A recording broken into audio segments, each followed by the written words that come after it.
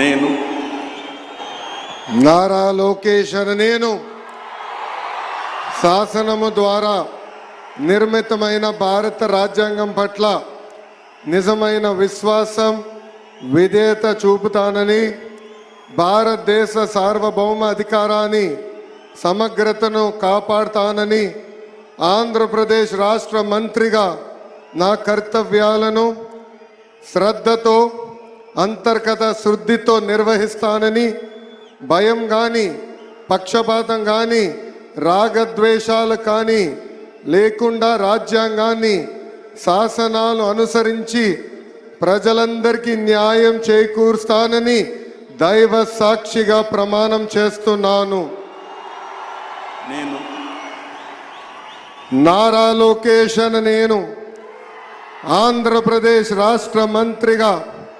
నా పరిశీలనకు వచ్చిన